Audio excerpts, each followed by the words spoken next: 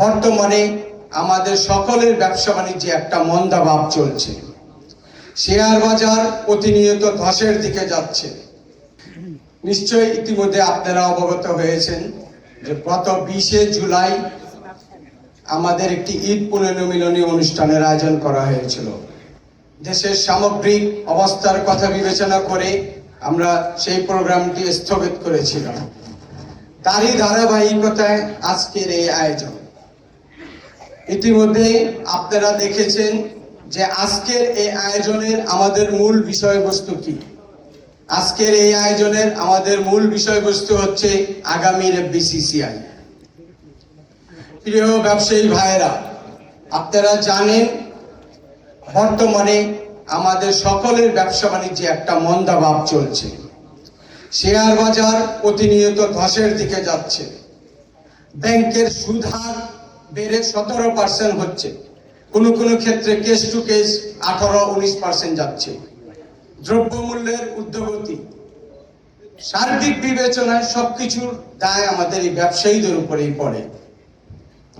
আমরা যখন ব্যবসা করতে যাই, আমাদের যখন ব্যাংকের থেকে কোনো লোন করার প্রয়োজন মনে হয়, তখন আপনারা দেখেছেন আমরা আমাদের জমি জমা বাড়ি ঘর সমস্ত কিছু বন্ধক রাখতে হয়। পাশাপাশি এত কাগজপত্র ফর্ম ফিল আপ করতে হয় এবং পরিবারের সদস্যদের এখন আমরা ফিঙ্গারপ্রিন্টস দিয়ে আমাদের জামানত হিসেবে দিতে হয়। অথচ আপনারা জানেন বিনা জামানতে ওই বাংলাদেশের ব্যাংক লুটেরা এস আলম, সালমান এফ রহমান, নজরুল ইসলামের মতো গংরা ব্যাংক থেকে হাজার হাজার কোটি টাকা লুটপাট করে ব্যাংকে খালি করে দিয়েছে। সমস্ত দোষ এই সমস্ত মুষ্টিমেয় কয়েকজন ব্যবসায়ীদের জন্য আমাদের ব্যবসায়ী সমাজের উপরে এসে বর্তায়। অথচ আপনারা জানেন ওই ছাগল কাণ্ডের মতিউর, দুর্নীতিবাজ বেনজির, ডিবির হারুন এবং অসংখ্য আমলারা এদেশে দুর্নীতি করে, তাদের ব্যাপারে তেমন কোনো কিছু বলা হচ্ছে না। আমরা চাই অবিলম্বে এদেরকে আইনের আওতায় এনে কঠিন বিচারের ব্যবস্থা করা হোক। আমরা চাই আগামীতে আমাদের ক্ষুদ্র মাঝারি শিল্পের ব্যবসায়ীদের জন্য সহজ শর্তে ঋণ দেওয়া হোক। আমরা চাই আগামীতে এফবিসিসিআই এর অন্তর্ভুক্ত হয়ে সমস্ত এনবিআর এর যে ভ্যাট ট্যাক্সের হয়রানি, সে থেকে আমরা মুক্তি পেতে চাই।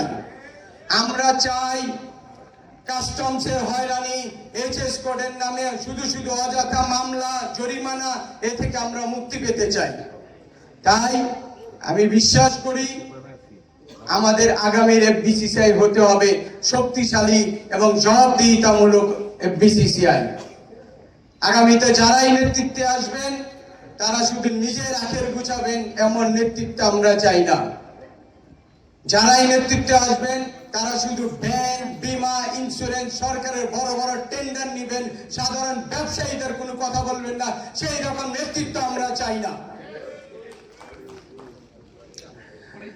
আপনারা জানেন প্রিয় বন্ধুগণ,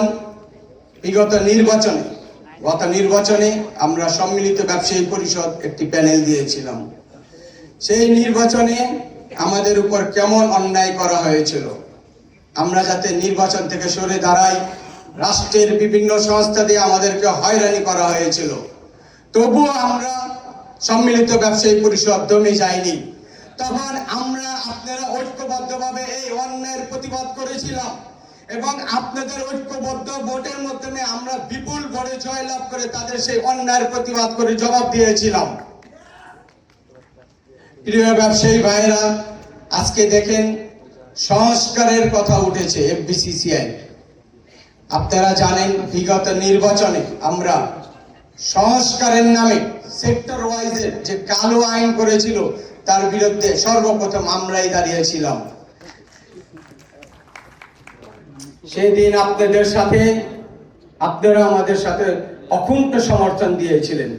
তার এই ধারাবাহিকতায় আমরা গত 15ই মে তৎকালীন বাণিজ্য মন্ত্রী প্রতিমন্ত্রী টিটুর সাথে আমরা দেখা করেছিলাম। সেদিন আমরা বিসিসিআই বোর্ডের কয়েকজন ছিলাম। সেদিন দেখা করে আমরা বাণিজ্য মন্ত্রী টিটু সাহেবকে বলেছিলাম, আপনি অন্যায়ভাবে কোনো অযৌক্তিক আইন বিসিসিআই এর জন্য করতে পারবেন না। প্রয়োজনে বিসিসিআই ব্যবসায়ীরা রাস্তায় নামবে, মানববন্ধন করবে, ঘেরাও করবে। সেই সময় তিনি আমাদেরকে উত্তর দিয়েছিলেন, এটি আমার বিষয় না, আপনারা পারলে বিসিসিআই ভেঙে ফেলেন, আমাকে ভয় দেখাচ্ছেন কেন? আমরা বলছি যে না, বিসিসিআই আমাদের প্রাণের স্পন্দন, বিসিসিআই আমাদের জন্য অনেক বড় পবিত্র জায়গা। আমরা বিসিসিআই ঘেরাও করবো না, প্রয়োজন হলে আপনার মন্ত্রণালয় আমরা বিসিসিআই থেকে ঘেরাও করবো। প্রিয় ব্যবসায়ী ভাইরা, আমরাও সংস্কার চাই, তবে সেটা হতে হবে যৌক্তিক। 4.5 কোটি ব্যবসায়ীদের মতামত নিয়ে সেই যৌক্তিক দাবি আমরা আপনাদের মাধ্যমে উপস্থাপন করব।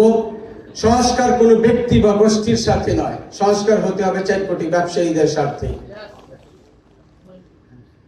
পরিশেষে আমরা শুধু একটি কথাই বলতে চাই, আপনারাই আমাদের শক্তি, আপনারাই আমাদের বল।